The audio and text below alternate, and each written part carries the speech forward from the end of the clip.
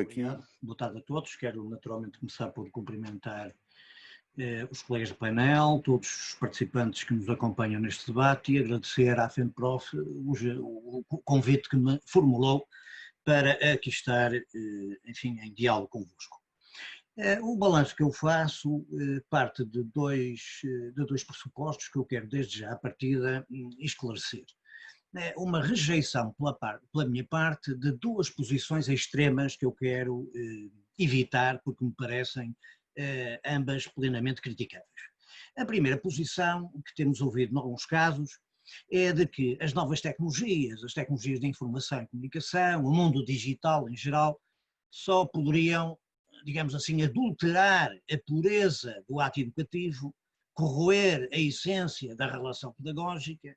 Isto parece-me claramente uma posição hiperbólica, que despreza elementos de democratização que são importantes, de resto identificados há mais de 1000 séculos.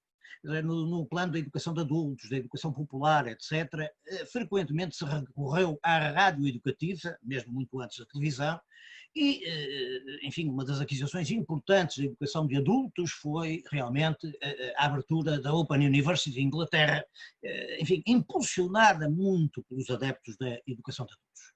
Esta posição, portanto, ignora como as instituições educativas, pelo menos desde o século XVI, XVII, foram sempre integrando mudanças tecnológicas. Uma das mais brutais e impressionantes mudanças tecnológicas que permitiu os fundamentos da escola moderna do ensino em larga escala foi a imprensa de Gutenberg e o livro impresso. É uma das maiores revoluções de todos os tempos. Nós hoje não temos essa sensação, porque estamos, enfim, perante a fronteira da inteligência artificial, da revolução digital, mas evidentemente trata-se de algo extremamente relevante.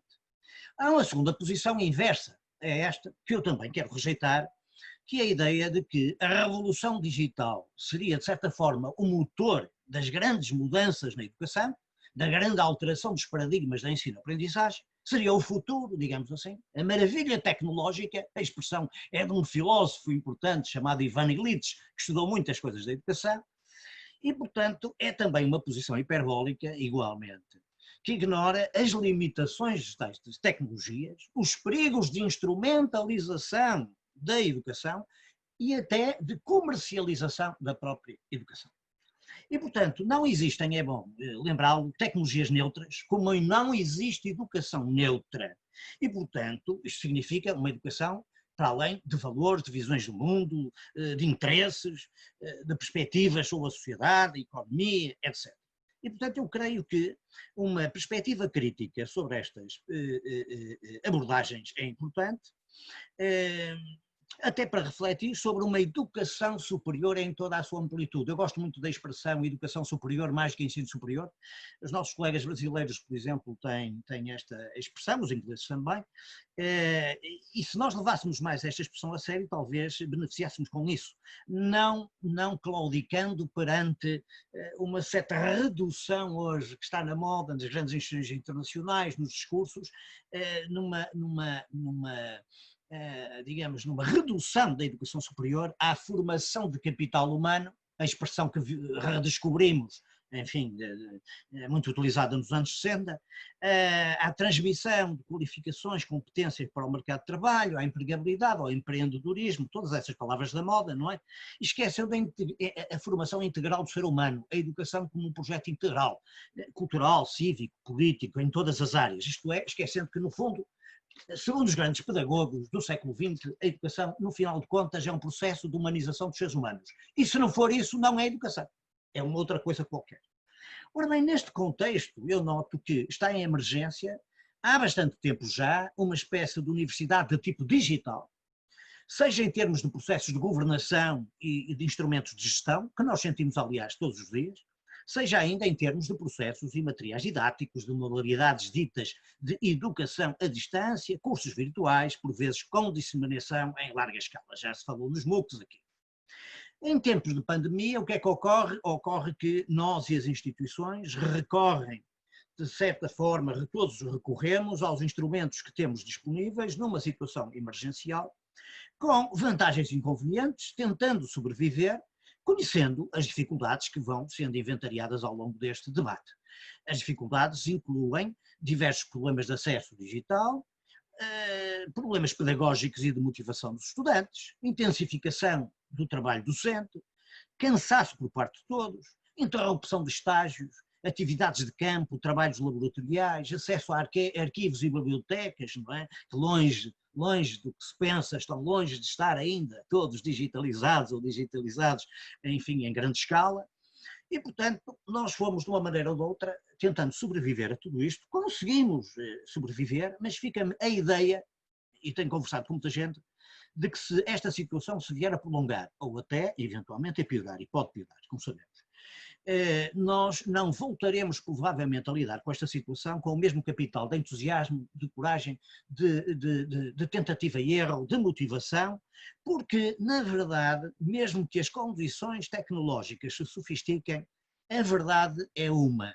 A vida académica, em todas as suas dimensões, e já aqui foram faladas várias delas, não é? Implica que todos os intervenientes tenham uma participação, que já vamos ver de que tipo é, para além do apertado contexto de um ecrã, por mais sofisticado e interativo que ele seja, e, portanto, significa que todos os intervenientes vão chegando à conclusão de que essa cultura académica, essa vida académica saiu fortemente abalada neste processo de clausura, digamos assim, da ação educativa e das relações pedagógicas.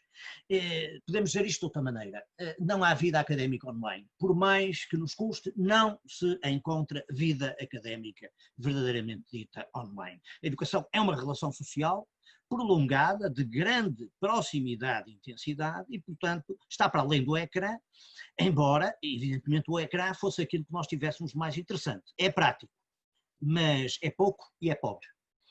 Pode ser que venha a ser no futuro outra coisa, estou-me a referir àquilo que é hoje. E, portanto, significa que as inovações de tipo tecnológico são relevantes, entraram no passado e entrarão no futuro, nada a opor, é preciso cuidado com a sua utilização. E desse ponto de vista, por exemplo, eu tenho dúvidas que se possa falar abertamente e sem reflexão profunda sobre educação à distância. A educação é um projeto e um processo de proximidade, portanto a educação à distância pode realmente ser uma contradição nos termos.